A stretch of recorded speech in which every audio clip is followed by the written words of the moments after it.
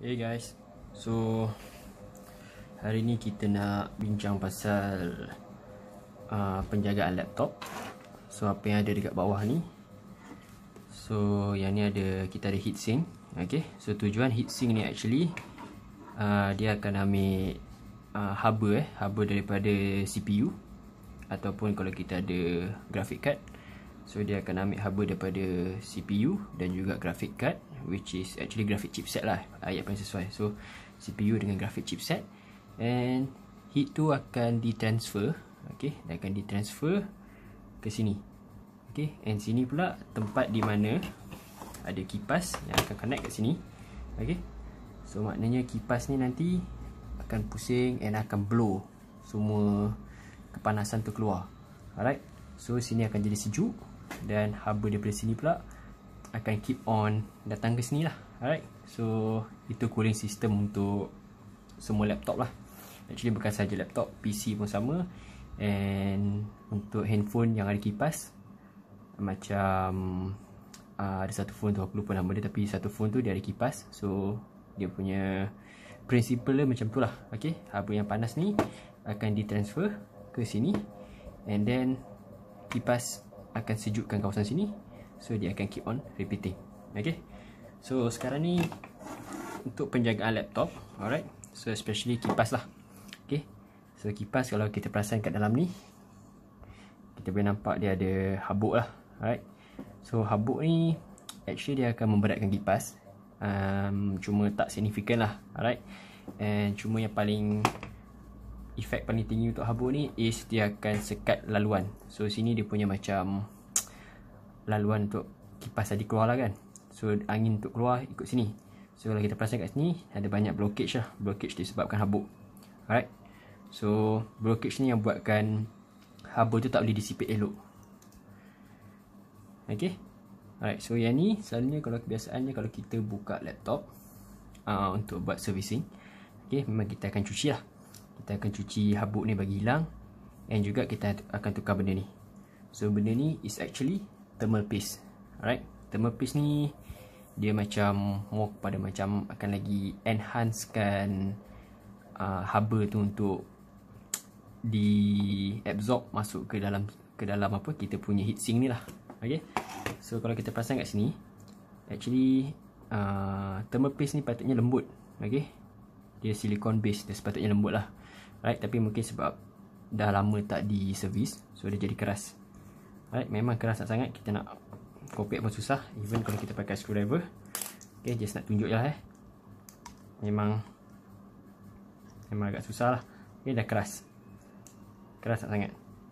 So yang ni yang kena tukar. Alright, so untuk servicing, pastikan kipas dan dia punya laluan tu, habuk tu dibuang, dan juga thermal paste ditukar. Okay, so lokasi thermal paste ni actually dia ada dekat kawasan. Yep. Alright, so ni laptop dia. Okay, so thermal paste ni dia ada dekat kawasan sini. Kalau kita perasan dekat atas tu ada nampak kesan thermal paste lah. Okay, cuma thermal paste tu dah keras lah. Alright, so untuk kita punya servicing, memang kita akan cuci ini kipas dan juga dia punya laluan. Kita akan cuci semua, pastikan dia punya pengaliran udara ataupun dia punya cooling system untuk laptop tu berfungsi dengan baik. So kesan dia kalau contohnya kita tak cuci, okay, kipas, dia akan ada blockage, and dia akan buatkan heat tu susah nak keluar. Sebenarnya heat tu akan maintain kat dalam ni. Alright, so yang bahayanya sebab yang paling panas sekali kita punya CPU. Alright, so once CPU dah terlalu panas, dia akan hantar macam signal lah ke motherboard untuk shutdown. Tapi kalau contohnya sensor tu rosak, alright, kita mungkin boleh buat kita punya motherboard terbakar lah. And kalau motherboard terbakar, kita pun tahulah apa jadi kan. Memang kita kena tukar motherboard baru lah. So untuk elak benda tu, kita kena buat servicing. So servicing ni elok kalau kita buat mungkin dalam setahun sekali, 6 bulan sekali, itu pun dah cukup elok dah. Right, just untuk buang habuk tu bagi dia tak tersumbat lah, senang cerita. Okay, so kita mulakan dengan mencuci lah. Alright, so first kita cuci yang dekat atas ni dulu.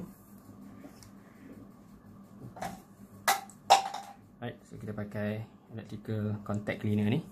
Ini pun sesuai dah untuk buat. Dan kita ambil tisu. Okey, tisu paper lah paling sesuai. Alright, kita sembuhkan sikit. Dan kita gosok. Ini untuk lembutkan dia. Okey, so once nampak dia dah lembut kan, dia senang untuk dicuci. Jangan bagi pressure lah dekat bahagian CPU ni ataupun graphic chipset, sebab benda ni memang sensitif dengan tekanan. So kalau kita tertekan kuat sikit, dia ada chip, ada golden chip kat bawah tu.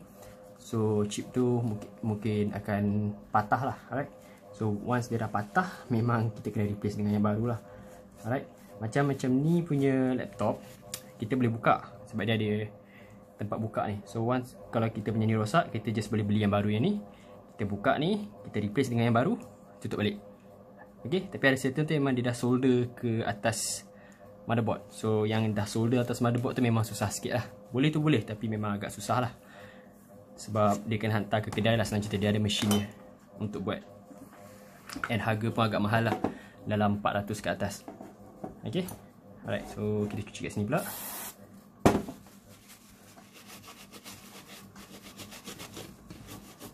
Dan kita boleh nampak dia memang agak susah lah untuk dia hilang, dia dah terlalu keras.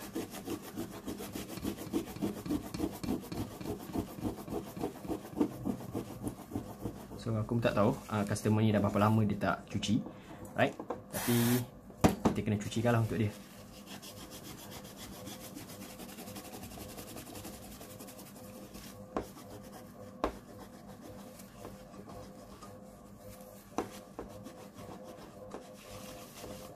Cuci kasih bersih lah, right? Kasih tak ada kesan thermal paste yang lama.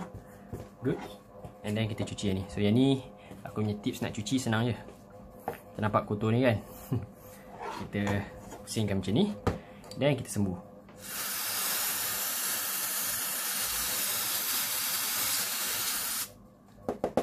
Okay, so bila kita sembuh macam tu, maknanya dia punya habuk tu akan keluar ke belah sana lah. Alright, so kita boleh nampak memang bersih lah. Alright, itu tips aku lah. Untuk korang yang ada cara yang lagi bagus, korang boleh bagi tahu dalam komen kat bawah. Okay, itu pun bagus juga macam tu. Cuma macam bagi aku rasa ni paling senang lah untuk aku buat kerja. Tak makan masa yang banyak, tak perlu nak apa gosok satu-satu ke apa macam tu kan. Just buat macam tu je, sembuh je. Alright, okay, so basically kita boleh nampak lah dia dah bersih. Good. So now untuk kipas. Untuk kipas pula ada certain orang dia akan buka. So meaning buka tu dia akan buka casing, lepas tu dia akan cuci apa semua. Tapi macam aku akan buat cara yang senang lah. Sama juga macam tadi, kita pakai ini juga. Okay, and kita just sembuh.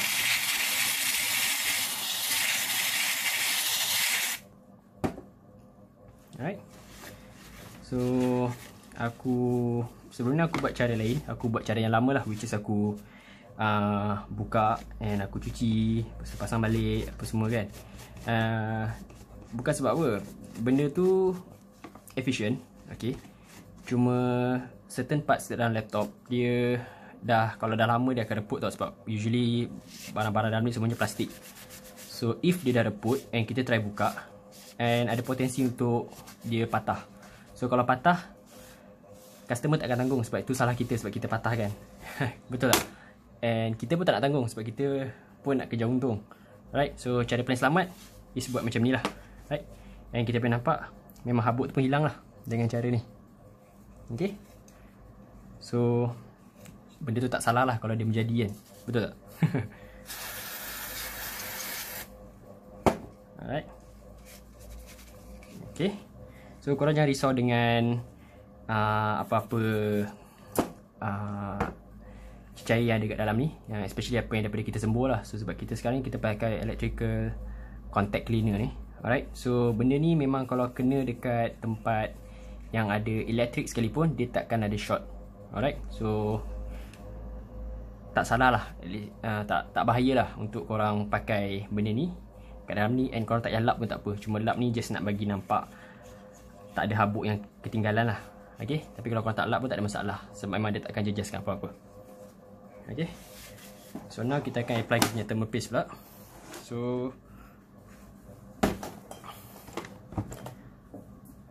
okay, alright. So untuk apply thermal paste, actually very simple, and jangan letak terlalu banyak dan juga jangan letak terlalu sikit. Okay, just macam agak-agak je lah, tapi maybe slowly korang akan develop lah untuk letak berapa banyak. Okay, right. So ni aku punya thermal paste.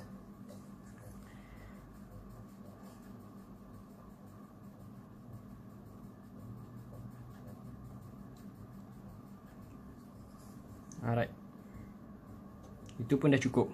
Okay, sebab dia tebal. So once kita letak kita punya heatsink balik, dia memang akan spread evenly lah. Jadi macam semua kawasan tu dia akan cover dengan elok lah. Okay.